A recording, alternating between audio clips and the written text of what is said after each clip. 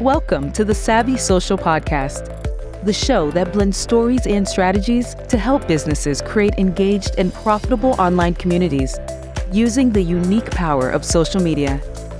And now your host, ANDREA Jones. Welcome back, y'all, to another episode of the Savvy Social Podcast. Super excited to have Shannon on today because Shannon is the CEO of Rebel, which is a network for women professionals looking to earn more, prioritize themselves, and create their own path to success. And Shannon is one of these amazingly curious people. She has interviewed thousands of women, from celebrities to founders, authors, physicians, and more. And so we're going to dive today into her LinkedIn strategy because I've been creeping it, y'all, and I want to get all of the details. So Shannon, welcome to the show. Thank you. And I would think I would add you on that list of people I have interviewed. So shout out to you for being one of my celebrity guests. Thank you. Oh, thank you for having me. I love it. So I know that you kind of have been searching for your place on social for a while. We worked together as well in the past on your Instagram and things like that, but you're really diving into LinkedIn. So I just want to know why LinkedIn, like what attracted you to that platform? Yeah. Well, you know me personally because we have worked together, and you know I actually don't really like social media, but I do like storytelling, and I like connecting with other people that have interesting stories to share. And so I kind of found my home on LinkedIn accidentally, I think. So I was in the pandemic, mostly just feeling really nosy, wanting to connect with people and not really feeling like I could do that on the other platforms. In a real way, right? Like I can be an audience member, I can follow, I can support people that I care about, but like meeting a new person is challenging to do on other platforms. And that was my goal. And I had found like reaching out to people, just like cold outreach on LinkedIn actually worked really well. And I started using it really as a sales tool for sponsorships for our events, because I was looking for people inside of companies that could potentially bring people to our events and become on as sponsors. But what I found is actually this whole amazing community of people that are both potential clients for my business, but also just really interesting advocates that have platforms that they're really willing to share with others, which is another thing that I think is lacking on other social accounts. The whole commenting for reach line on LinkedIn is basically someone with a large following saying, I want to support the content that you're sharing by sharing it with my people. And to do so, I will comment for reach. That piece of it really aligned with my community-minded values and vision in a way that I just wasn't finding in other places. Yes. Okay. Some follow-up questions because this is so good. I want to start first with this idea of researching people for sponsorships using LinkedIn. Because I'm also nosy and I want to get specific. You know, were you looking, did you know what companies you were looking for and then you look for specific people at those companies? Yes. So in previous iterations of my event, our strategy is a little bit different now for sponsorships. But at the time, I knew I wanted mid to large companies in my geographic region who had some semblance of like women leadership, either interest or activity or need, essentially. And so I kind of like made a list of all the companies in my geographic region, which is Richmond, Virginia. And then I started looking for people in HR, people in DEI, and people who are running what's called an employee resource group inside an organization, which is basically a networking group inside of an organization specifically focused on opportunity for women within their company. And so I had an idea very clearly at that time when I first joined LinkedIn, who exactly I was looking to connect with, which I will say is helpful on that platform because if you don't know who you're looking for, it's hard to connect with the right people. Yeah. And, you know, that's one of the things I like about LinkedIn as well, because there's not a lot of platforms where you can search that specifically. Like Right. it's so specific where like, I want this area, I want this job title, I want this level of, access or anything like that. So it's so specific. And I think it's so normal on that platform to actually connect in that way. So when you were connecting with people, were you like sending them DMs? Like how did you like warm up the conversation? Yeah. So I was sending them DMs and saying, I'm looking to connect with other women leaders in this area. This is the work that I do. If you're interested, accept my request to connect or reply if you're interested in having a conversation. Yeah, I love that. So with that initial outreach, do you know, like percentage wise, how many messages you got versus how many you sent versus how many responses you got? I don't know that. I don't track things like that. You wish I did. I wish I did. Yeah. No, I really don't. All I can say is I was surprised by the number of people who did connect and not just connect to say, okay, I'll let you look at my posts, but actually got on the phone with me to just meet and just network.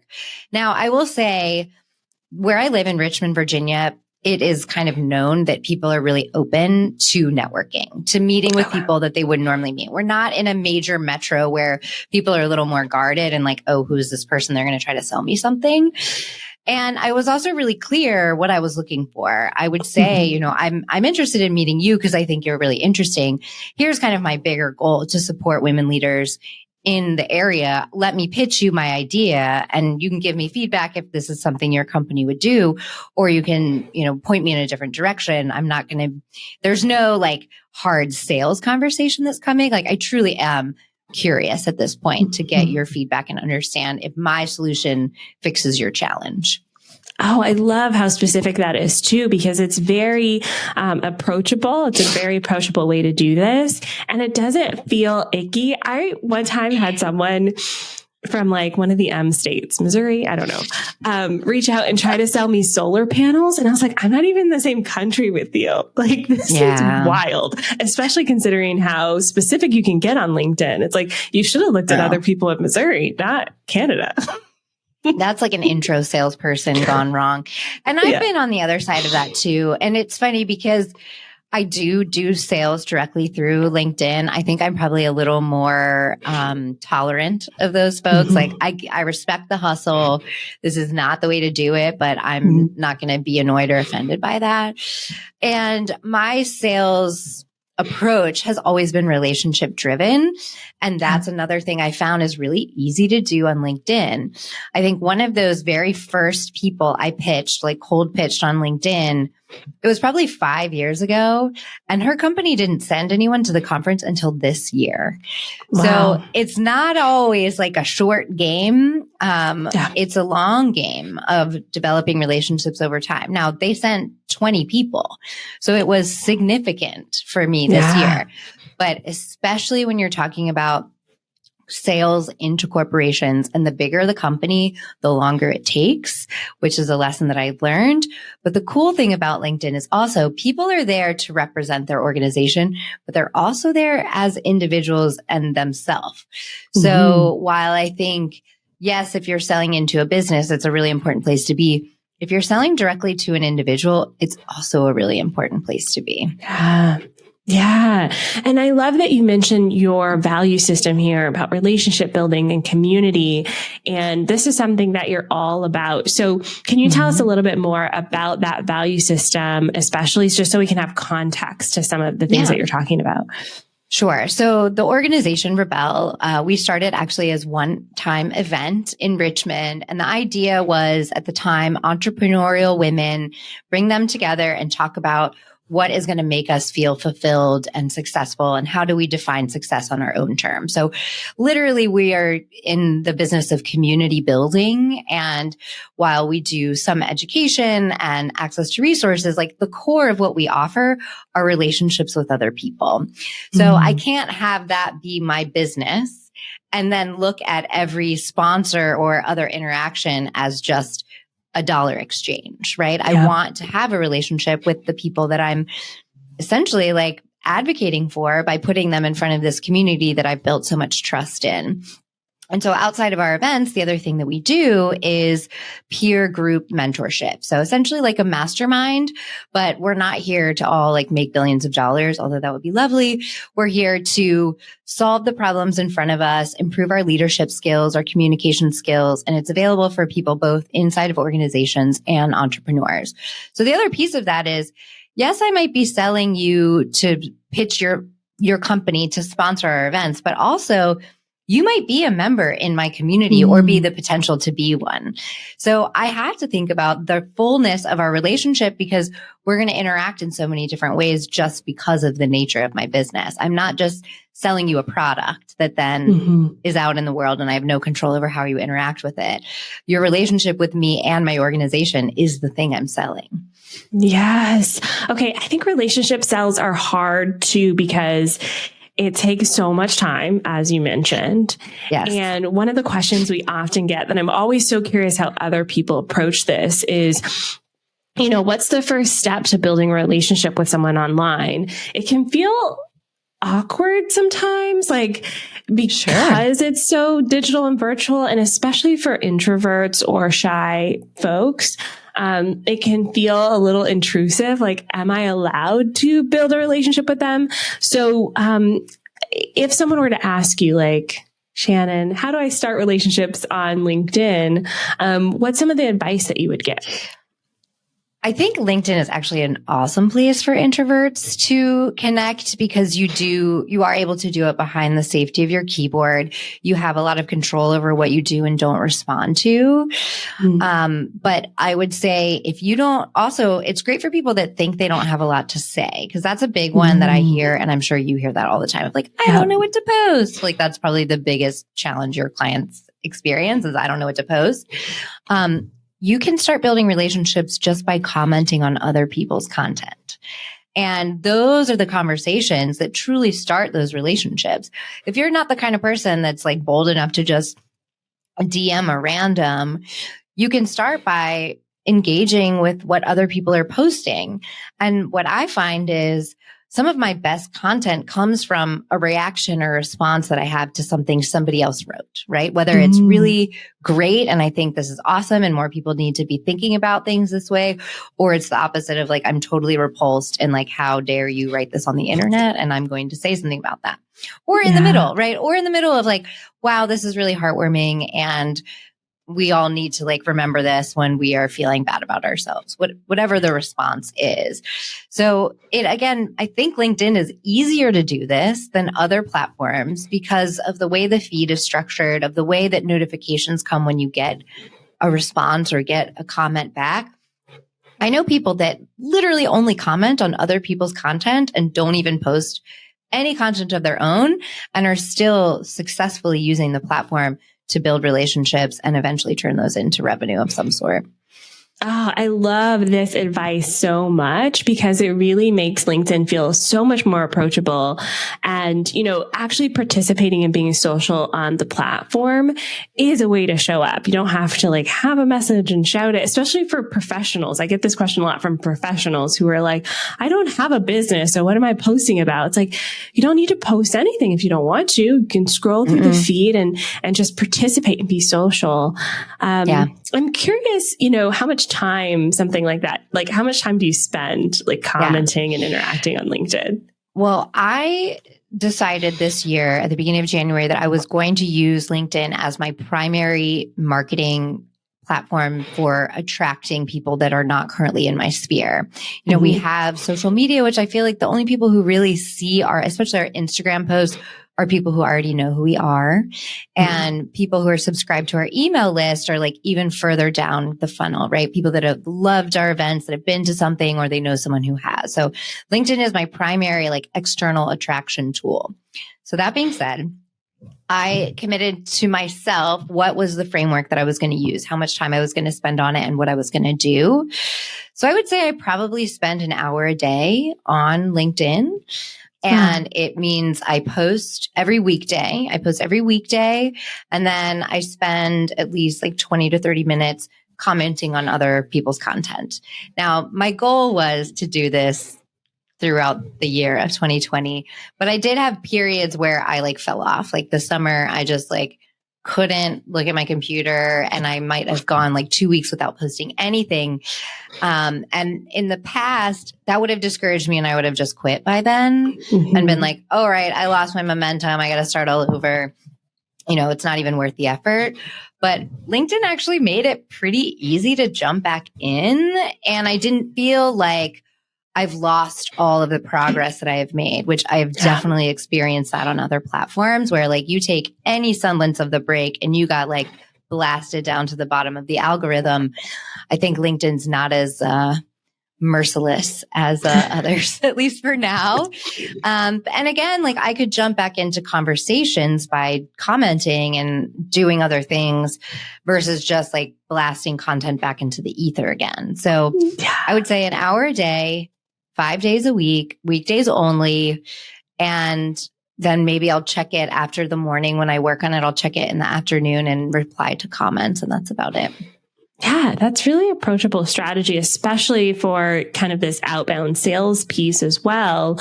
It's not like you're spending all day on it. It's still a bit more time than I would currently spend, but the results are there, obviously. So I do want to get to the content piece in a sec. But talking about this break that you took, do you think that, how do I want to phrase this? Do you think that you would plan to take a break this next year, or are you kind of just going with the flow of things? Yeah, I really want to stay in the flow with this because I think the reason why I've been successful at the consistency, which is something I personally know that I really struggle with. Like I am an ideas, fire starter, beginning of the project type of person. When it comes to like doing a thing every day, like I barely brush my teeth every day. Like I am not a consistent person. Having this like total flexibility is what made me able to keep doing it. And that way, if like I say I want to do it 5 days, but this week I only did it 2, oh, well, I'll just go to next week.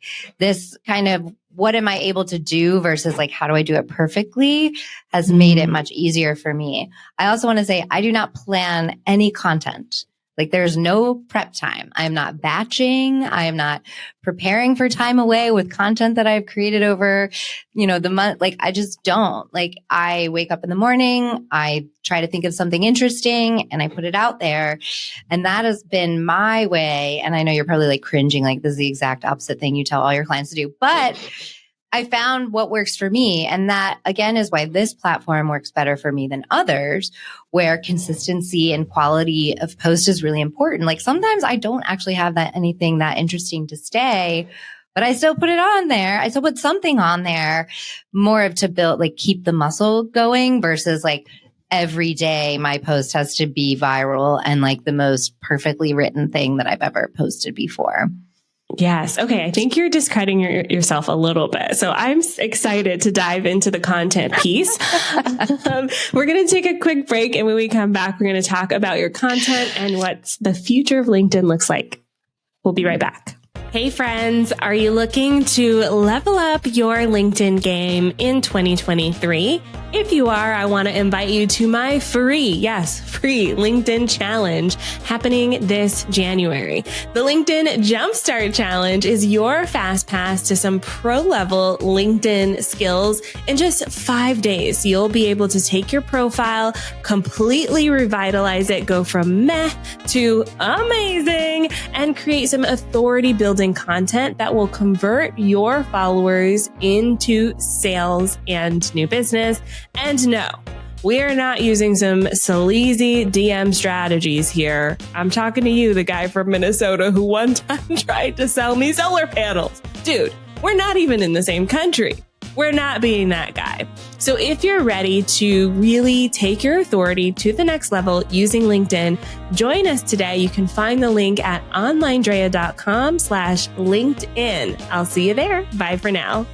Okay, we're back. Let's talk about this content plan because I love it. You do have a structure here, which I like. You found what works for you, which I love. So I want to talk a little bit about this. So I want to first start with your posts because you have had posts that are really resonant. I can see everyone liking and commenting and sharing. So where do you think the inspiration for your posts comes from? And then maybe talk a little bit about how your process of actually writing it. Sure. The posts that go the most viral, I guess, for lack of a better term, are the ones that get the most feedback are always the really personal ones. Which makes sense on a professional platform when someone's able to show any sense of vulnerability. It's kind of like, oh my gosh, like she just said something real. Which there are tons of content creators on LinkedIn that do post very real, vulnerable things. But I think in general, it's still kind of a unique thing. Yeah. So, my approach honestly to posting is, how do I tell a story?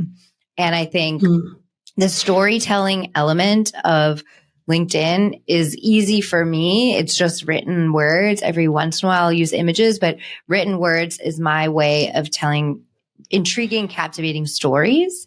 And then I've practiced the actual format that LinkedIn likes, which is your headline and then your line that makes people want to read more, followed by the read more button. So I kind of figured out the format, and then I use that to tell my story. So I tell stories about job experiences I've had early in my career. I tell people about experiences I've had currently, but anytime I can give a look into a personal story that has some semblance of a lesson that people can learn from it, those are the ones that get the best response. Oh, okay. So can you think of like an example of one that people just really loved? Sure. Well, the latest one that this happened, my husband quit his job. And the job was a very toxic work environment. If you had a checklist of bad places to work, this checked most of the boxes. But like many people in the pandemic, my income was very unsure. Working for myself, especially in the events business, I lost a ton of revenue for my business and had to completely reevaluate what I was doing. So he was the solid person making sure our family could eat. And so I talked openly about the whole experience, about him quitting, what happened after, why we made that decision, and how we feel about it now. And I think it resonated for a lot of ways. One, people that are unhappy where they work are like, impressed that someone would just jump off the ledge like he did. And people that know me or know people in my network just commenting on, support for us and encouragement that we made the right choice. So it's both, like people that I don't know kind of admiring this risk that our family is taking, and people that I do know that want to show their support and their sympathy and tell us that they're in our corner, which is a good feels all around. But could be seen as a scary, vulnerable thing to share, that we are now a one income entrepreneur household. But yeah, that was a really cool experience also for him to just like watch from the side, because he doesn't have the same kind of networking community that I have, because he's literally been in this company and like not poked his head out. So for him to see all this support was also really satisfying, and I think confirmation that we made the right choice. Yeah. Now, how do you think a post like that kind of shows up and reflects in your business and your community? So one of the questions that a lot of business owners have is, okay, Andrea, Shannon, I'm showing up, I'm being vulnerable, I'm sharing my story, but how does that actually help me get business? So what do you think a post like that does to help build your community and the people around you? Yeah. Well, for me, this type of post made total sense to share based on the work that I do, right? Yeah. My work is literally helping women find the courage to do the things they've always wanted to do, whether that is quit a job or start a business or quit a business or whatever it is. So it's not just like a vulnerable share. It's a vulnerable share with intention behind it, because this is me essentially like walking the walk versus just telling people they should be doing brave things in their life. So I have plenty of vulnerable, messy things that happen in my life that don't make sense to share those stories on platforms like this. It does have to be intentionally tied to what I want for the people that I'm serving in my business. Yeah, I think that's the key there. It's the vulnerability is tied to relating to your people, because we can all really see ourselves in that story, the decisions that we make in our lives, or the big, hairy, scary things that we do. I love that. I love that. So, when we're thinking about your content and how you approach it, you said that you spend about an hour a day on LinkedIn. So that means about half of that is spent actually writing the post and half of it is networking. When it comes to actually writing the post, I'm going to get a little specific and nosy for a sec. Sure. Do you use the mobile app or do you use the desktop? Like, are you a phone person? Give me the deets. It depends on the day. If I have an idea for like a really good story, I will do it on my desktop, because you can see the way that the lines are formatted, which is actually really important. The way that the top, 2 to 3 lines show up is whether a person's going to click on that or not. But if I am busy and I'm on the road or I'm doing other things, I will post on my phone, and I really don't think too much about it. Either way is, works very well for me. I don't know if there's, are there behind the scenes? Like if you post from one or the other, it does better. I don't know. I don't know as many secrets as I probably should know. No, there's a lot of rumors about things, but I think they're just rumors. And I feel like, so my theory is, when you show up and use the app, you will be rewarded for that, whether it's desktop or mobile, or whether you use video or written posts. Like, what I love about your story is you're sharing your approach, and I can interview someone next week and they can talk about how LinkedIn Live was the thing that works for them, So I really wanted to highlight, this is your way of doing it, and that's why it works, because it's your preferred method of delivery, written, and it's what works for your life, which is mostly on the computer. But if you're on the go, it's mobile and it works for you. Yeah. I want to talk a little bit about how you measure success with this campaign. So you said you started this the January 2020, right? Or 2022, with this LinkedIn strategy. How do you know it's successful?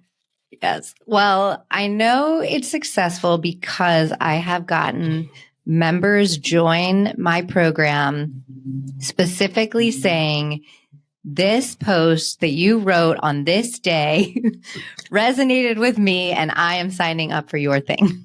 So it's pretty clear feedback. As I mentioned earlier, I'm not great at assessing data and looking at trends. I do look at my impressions numbers regularly. I try not to get crazy obsessed over them, but I'll look at it. And if things are going up, it doesn't matter how much, then I'm happy. Or if things honestly are staying the same, I'm also happy. And I don't know that I can necessarily say I would not have attracted the same number of members using another platform, but I actually like doing this. So that's the other reason it's successful. Because there are plenty of marketing things that I do and have to do in my business that I don't enjoy doing. So if I can spend more time doing things that I actually like and see any sales from that, then that to me is successful. Yes. Y'all listen to this. If you're doing something that you like, it's way easier to continue to show up and to do it that way. Right. If it feels like a chore, which is how I feel about my QuickBooks right now, I have so many things I need to reconcile in there. And that's because it's a chore. I'd rather make a TikTok video. That's just me. Right. Oh my God, we're like the opposites. I will love a spreadsheet. I'll reconcile all day. Oh, no. Well, this is why we need a variety of people in the world.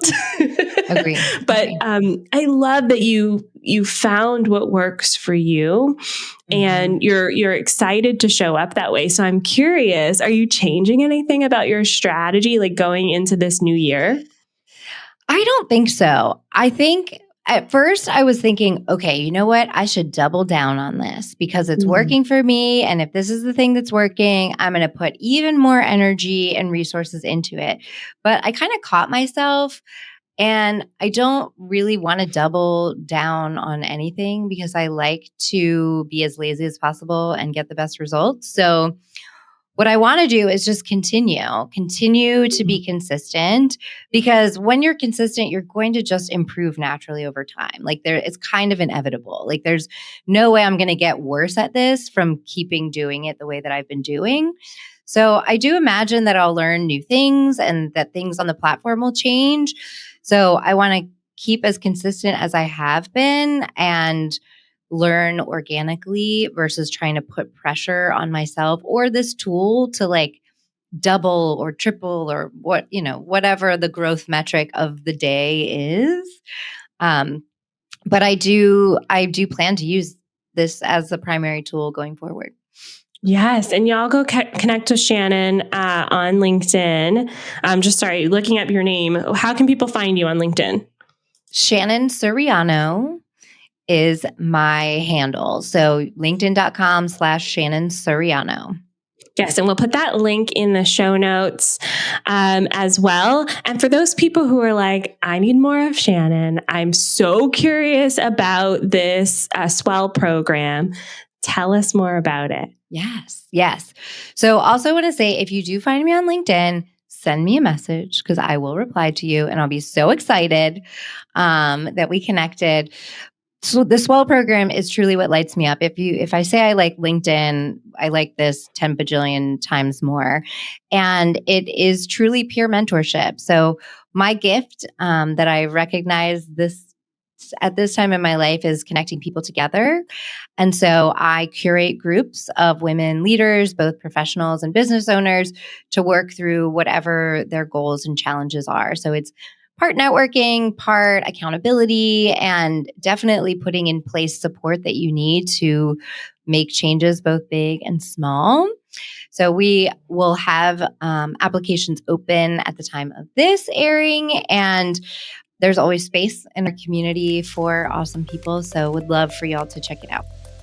And I am going to give my stamp of approval, y'all, because Shannon's a super connector. Like, I don't know how she keeps so many people in her head. She just like knows people so well and just really curates the best group. So if nothing else, connect with her on LinkedIn, but then also check out the program. Shannon, thank you so much for coming on the show. This was such a great episode.